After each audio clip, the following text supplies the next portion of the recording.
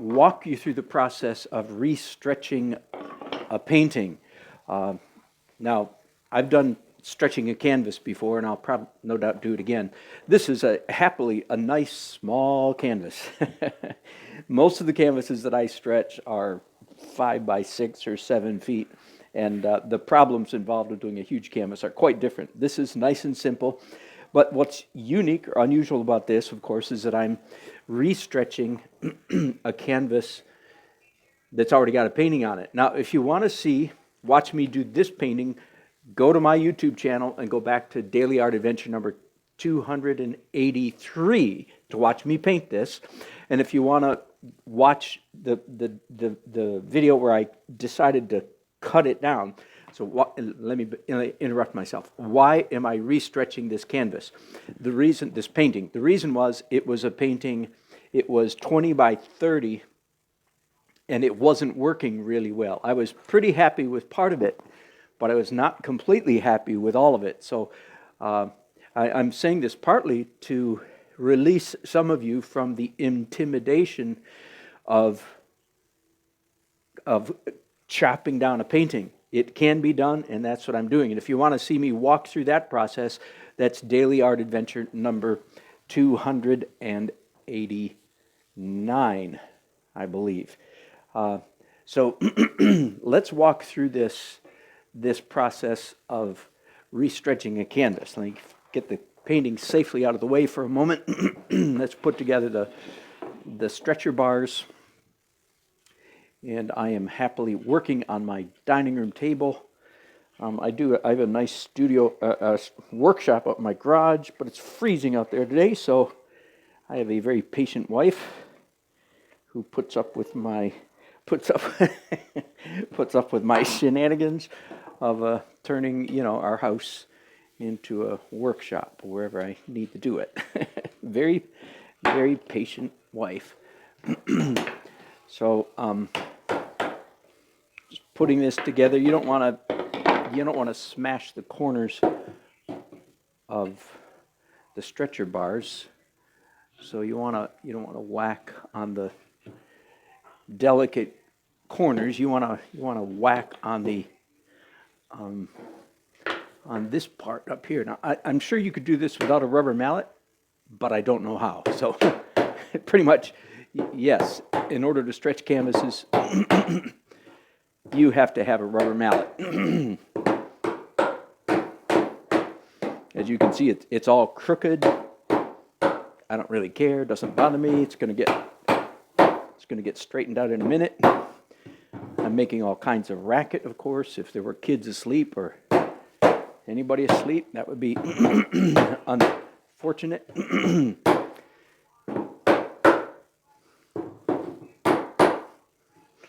These stretcher bars happen to be made by Jack Richardson. So these are Jack Richardson stretcher bars, and they're the 1 1/4, 1 3/8 inch thick, something like that.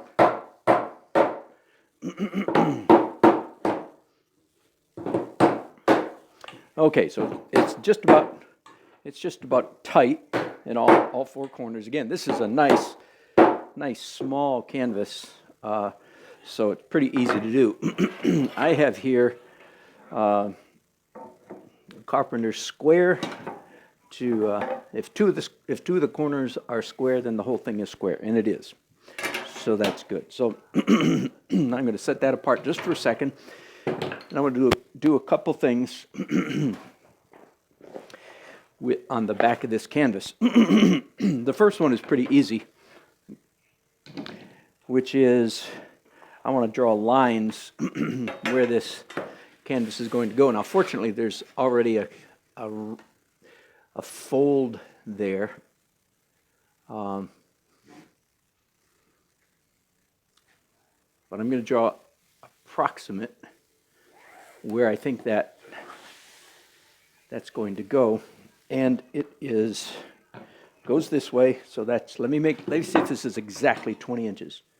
Nope, it's 19 and 15 sixteenths. Maybe 19 and 31 32nds. So let's draw a line here. I'll call it 15/16 if that's all right with you. 19 and 15/16. Now, the other thing I want to do is figure out, let me see, let me go from right here.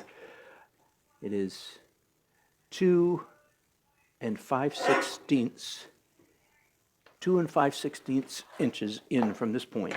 There are a lot of ways to do what I'm doing right here. This is not the only way by any means. A lot of different ways to do this. You just, when you're restretching a painting, you want to make sure the painting is actually lined up properly on the, and you can't see the painting. So a little bit of a trick. Many ways to do this, just one. You could also hold this up, put it on a light table, or hold it up to a window or something like that. In fact, I'm glad I did that right there, because I just discovered that my lines are not lining up with the painting. So I'm going to make adjustments here.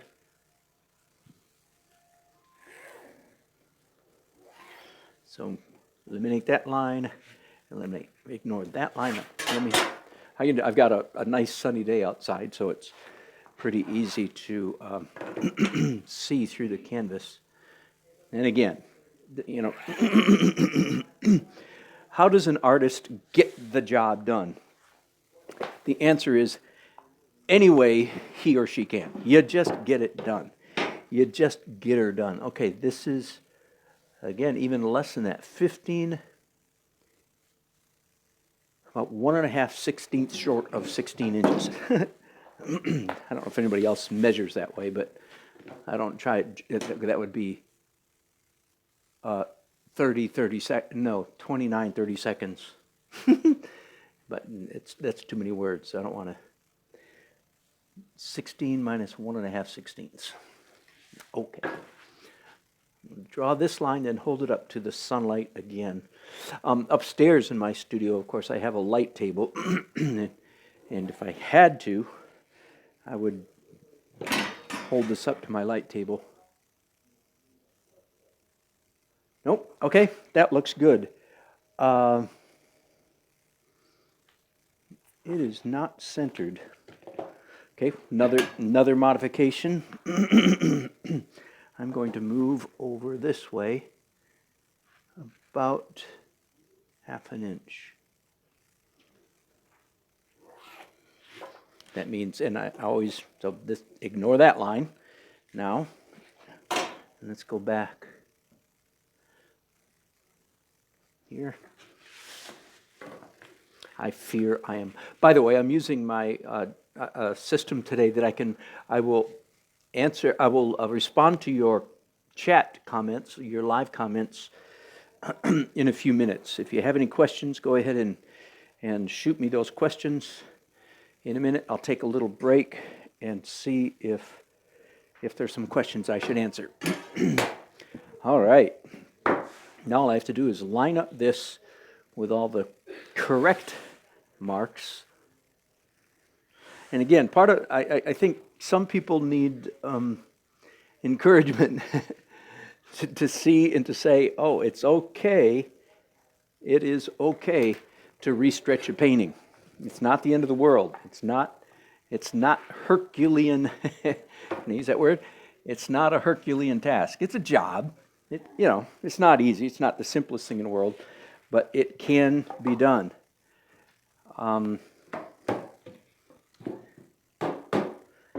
Many times over the years in our painters group, our monthly painters forum, someone will hold up present a painting to us, and the consensus in the room will be, you know what, I hate to say it, but that would really be a better painting if you would just chop off this or that or this or that. And so here I am doing it myself. It happens occasionally. Okay, I think I'm good now. By the way, I use a light gauge stapler. Back in the olden days when, I'm a man, so you want heavy duty stapler. Well, I've discovered that that's just, it's a lot of work. It's a lot of wear and tear on your joints and so on. And no, you really don't need a heavy gauge. In my opinion, you really don't need a heavy gauge stapler. So this is in America anyway, it's a JT21 is the size of the staples. That's supposed to be a universal JT21. They're actually light duty staples, and they do the job. Now, this is a small canvas, so I do not have to do I do not have to gorillafy this. Are you familiar with that term? Gorillafy? Probably a problem more pertinent to men than to women. Now, before I go any further, let's see. Oh, good. Yes. It's working. I want to make sure that the painting actually of the edge, that's just about perfect. Yahoo. Now, one thing I did not get, hang on just a second, I'm going to run over here to the kitchen and grab some scissors. And there we go. I learned this trick from professional canvas stretchers not too long ago. If you will cut a crescent out of the corners, that will help you quite a bit in the later stages of the stretching process. Now what I'm doing is I'm not hitting the corner there. I'm leaving a little bit of extra, but just basically cutting a divot crescent out of that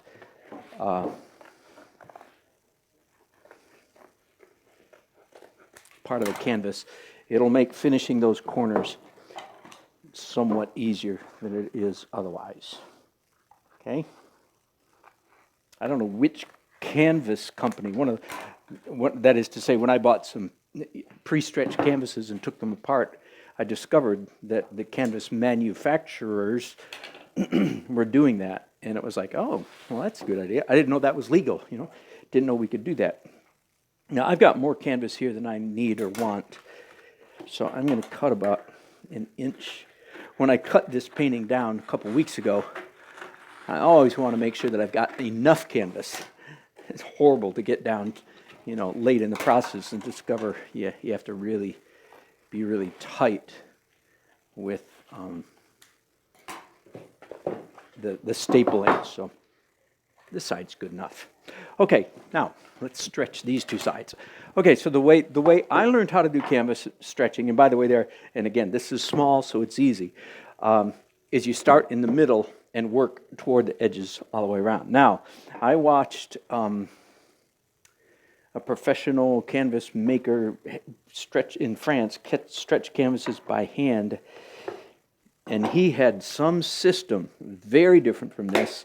That is, he did here, and he did it. I couldn't keep track with what he was doing, but he was very good, and his canvases were nice and tight. In fact, after every stretching, he would pick up his canvas and play it like a drum, and if it didn't go boing, he wasn't happy. So evidently there are better ways or other ways to stretch canvases, and I don't know what it is, but so stay tuned.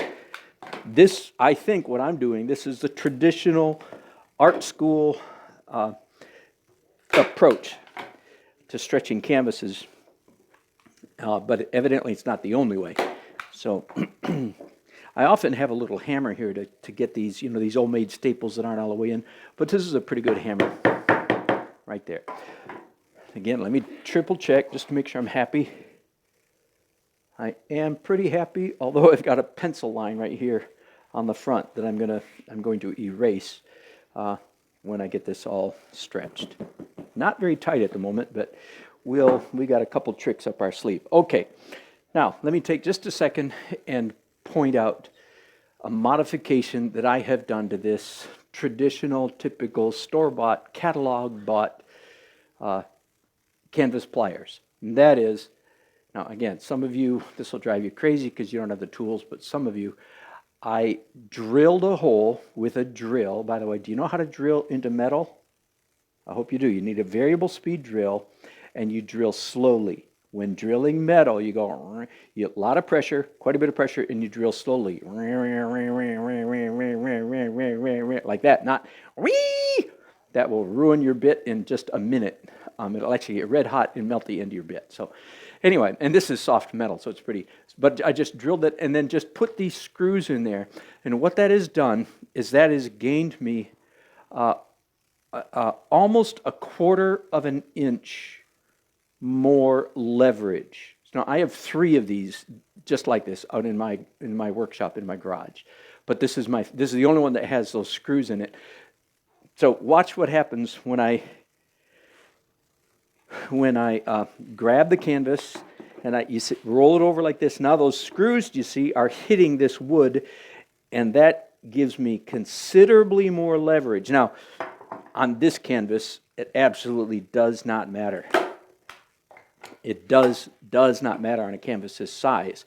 But as I said, when you're stretching a 5, 6, 7, 8 foot canvas, that quarter inch makes a huge difference. So just a quick tip there. I had a canvas pliers years ago that had a longer fulcrum. That's the name of that.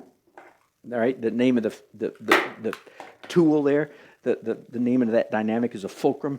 And but I have never found, after those broke, I've never found another commercially available. So if somebody knows where we can get canvas pliers with a longer fulcrum, which is what I've made here, please let me know. But I haven't been able to find any. By the way, I know I've got a painting here and I'm just slapping it all around this table, right?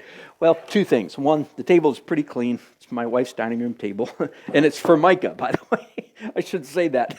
This is not, I mean, don't tell anybody, I wouldn't want a nice dining room table because I'm an artist, for goodness sakes. And I've done all kinds of evil to this table and have managed to clean it all up. You understand? So, no, don't do this on your nice, Thomasville cherry dining room table. I guess that goes without saying, but I figure I probably ought to say it anyway. Okay, now just again, if you've never stretched a canvas before, what you see me doing is, first of all, I tacked the 4 corners, made sure it was positioned right, confirmed that it was, and then you work outward from those centers. So like here, I've got 3 staples here. The next staples are going to go here and here, and then I go to another side.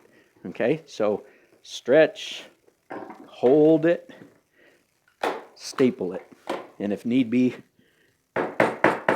pound in that old maid staple that didn't go quite all the way in. And again, I'm using a light gauge staple gun because I've discovered it's more than adequate, and you really don't need, in my opinion, you don't need heavy gauge staples. It just adds a whole bunch of work to your job. Now, you'll notice I'm getting down to close to the edges here. 2 things need to happen. One is this staple gun, this stretcher pliers are too big. So we have smaller. Now this is what some of you are accustomed to using. I have not modified this one. This is my smaller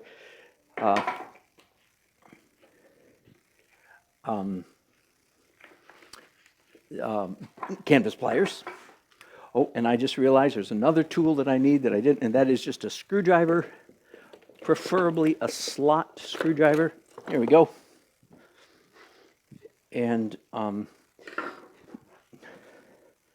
we want, this is called what I call a hospital corner. That we want the corner to come out like this. Do you see? And we want, if the painting is going to hang this way, we want this crease to be on top. If it's hanging this way, see, we want it like that. Does that make sense? So again, it's pretty simple, especially, here's why when we cut out this divot, this curve a little while ago. Let me show you one of those curves again. See, I cut this out of each of the corners. That makes this process a whole lot easier.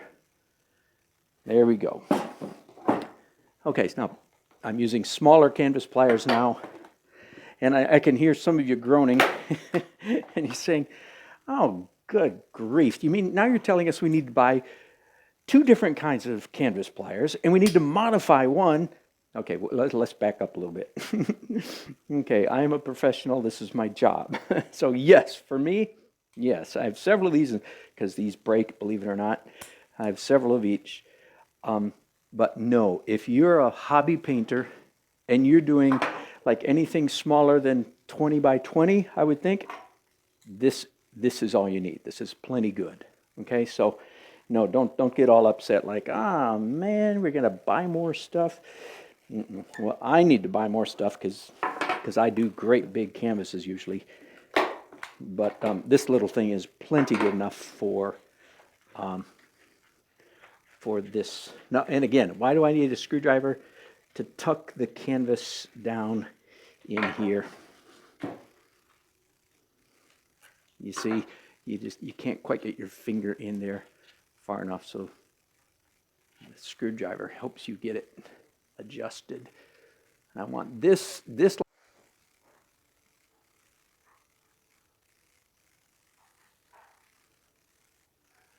All right, there. I just lost everybody because my camera stopped broadcasting without my notice.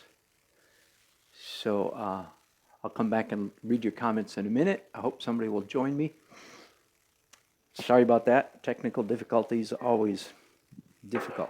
Okay, one more thing I'm going to say before I finish this, and that is this is one of those products that you're not sure if you need it, but you do if you do stretch any canvases. It's called Tighten Up Canvas Retensioner. It's a product that you, well, I'll do it here for you. Since this canvas is a little bit loose, you can put this in a spray bottle and spray it on the back of the canvases, which is what I normally do. But since I don't have a spray bottle today, I'm just going to brush it on the back of this canvas. It will make the canvas wet, of course, and then as the canvas dries, it will tighten up. And when this dries, this will be a nice, tight canvas. Okay? So there you go. All kinds of tricks about how to get a tight canvas. All done. Now, while I'm here, let me go back and look at your comments. Boy, a lot of them. Good. Good morning, Heather. Don't scratch the table. Edward is back. Excellent. Shadow Star is back. Yeah, Heather, still struggling with the crud. Yeah. Hello, Nellie. I like you guys talking to each other. That's fun. Gorillify. That's right. Don't gorillify. I have seen canvas pliers, but I've never seen them in action. It almost looks backwards to me. Yeah. I'm exactly. Thank you. I'm glad I was able to help that out. Hello, Barbara. I was stretching a canvas on the kitchen floor one time and had the stapler backwards. Put two staples in my floor before I figured it out. Welcome to the human race, Barbara, right? We've all done things like that. Rather than measuring, can we lay the canvas face up on the frame and get the placement? Yes, you can. Yes, you can. Any way to get the job done will work. Yeah, sorry, everybody lost me. Hopefully you'll get the end of this in a few minutes. Dan, can you show the corners again? We were out of the shot. Oh, sorry. Okay, sorry about that. Okay, I want to make sure, if you missed it, what I'm brushing on the canvas right now is this product called Tighten Up, which when this dries, the canvas will be tight. So there's the corner that I like the best. Whoops, there we go. There's the corner that I like the best, and that's how it's supposed to look. And there's the corner keys. They look cattywampus. It's counterintuitive the way those work. Okay, did I finish all your comments? Not quite. Yeah, I froze.